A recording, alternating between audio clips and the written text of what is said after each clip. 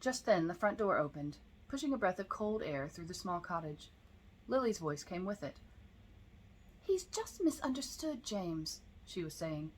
"And perhaps he is right about you. You are being remarkably suspicious." "Who's misunderstood?" Remus said, closing his book and looking up. "We ran into Snivelus back outside Diagon Alley. I'll tell you all about it when Padfoot gets back. I want to see both of your faces at the same time when I tell you what he said. Where is he, by the way?" "Went for a run around the street's back gardens," Remus replied, rolling his eyes. "He's not much of a reader, you know. He got fidgety about an hour after you left, although he'll probably be back any moment now." "How's my duck?" Lily asked, striding toward the kitchen and passing Pettigrew as he came out. "Ask the cuckoo bird if you want to know for sure," he replied, "but I'd say we can eat any time." "Uh-oh," Remus said, standing. "Someone knows you're home." "He must have heard the door," James said, glancing up at the narrow stairs toward the sound of a baby's lusty wail. "I'll get him," Lily announced, reappearing through the kitchen doorway. "Oh, no, you won't," James said, turning quickly up the steps. "He'll need changed first, and that means papa time. You get that bird out of the oven, then he's all yours." Remus smiled. What a good father. "Oh, if we were muggles, he'd no sooner change a diaper than sit through an opera," Lily said, rolling her eyes and producing her wand. "Hagrid gave us one of those novelty diaper cleaning pots in the shape of an octogator, and the two of them laugh like loons every time the diaper pops back out of its mouth all clean and warm." "Sounds like fun," Pettigrew commented, plopping onto the sofa. "Need any help in there?" Remus called, approaching the kitchen doorway. "I think I can manage levitating a duck out of the—" "No, wait!"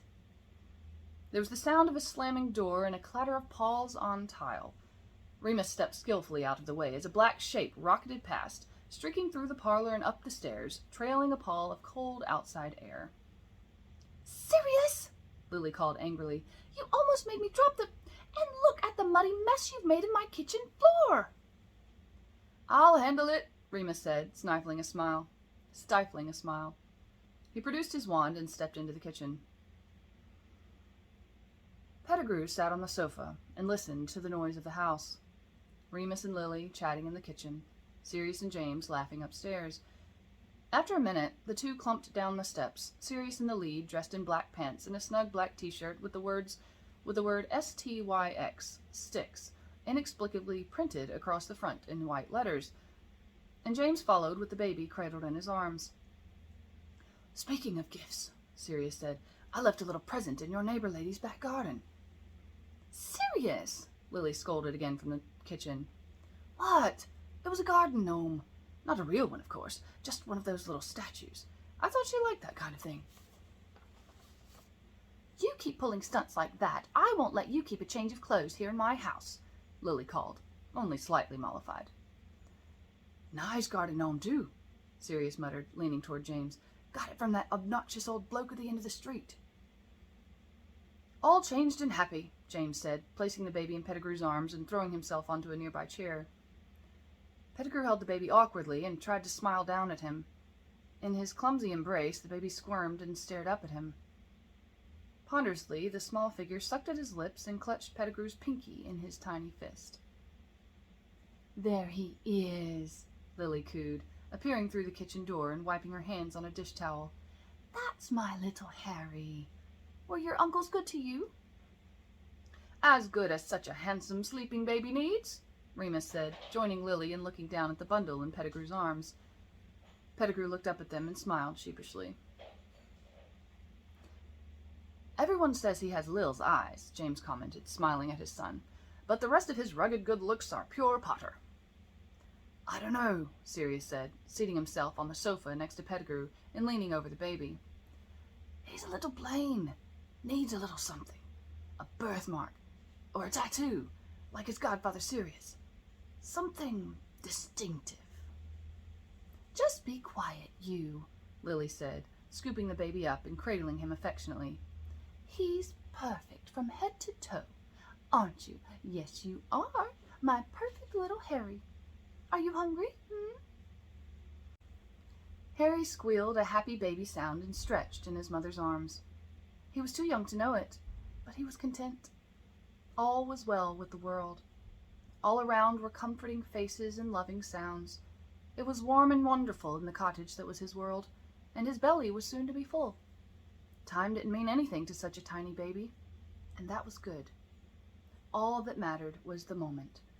And the moment, while it lasted, before the world changed once again, was absolutely perfect. As far as baby Harry was concerned, the moment could last forever. As Lily fed her son, while the duck sat cooling atop the kitchen stove, waiting, as was tradition, for Remus to carve it, she thought back over the evening. It was indeed hard not to worry. As unthinkable as it was, there were people out there, led by the awful Dark Lord, who apparently wished to bring harm to her perfect little baby. With the help of the Order, they had cast disillusionment charms over the cottage, but they were far from perfect. Before long, they'd have to take more drastic measures, or Lily would find it hard to sleep at night.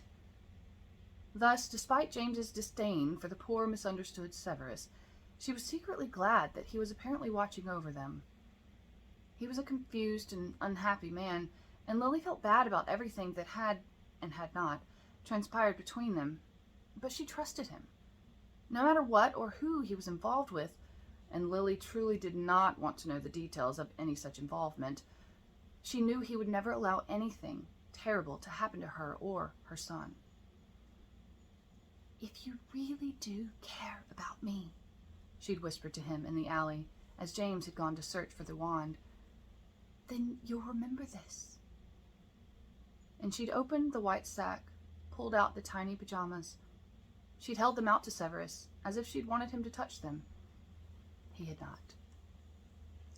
"You'll remember that this is what I care for most in all the world," she whispered, studying his face, his black eyes. "You can hate the choices I've made, but don't hate what I love. Use what you know to protect him. You don't owe me anything, but if you ever really care for me, turn that care over to him. He may need it more than I ever did. Please, Severus." Severus hadn't answered, but he hadn't needed to. Lily had put the small pajamas back into their sack as James had returned, and Severus had watched, his eyes inscrutable.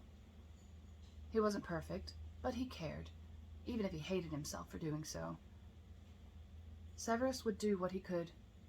It might be small comfort, but for now, that was enough. Baby Harry beamed up at his mother, happy and content. It was his first Christmas, and it was good. Outside, silently and perfectly, snow began to fall. The end. Oh, you're still there. Hey, so I am here in front of my bookcase, one of my favorite places in the world, and I want you to know that I am so grateful that you have stuck around for this whole story. You have blessed my life just by being here. And I'm going to have lots of bloopers at the end of this, so stay tuned for next week, because I will be posting my bloopers because I'm just that sort of person. In the meantime, have that conversation you've been needing to have. You know which one I'm talking about. Have a good day. Bye.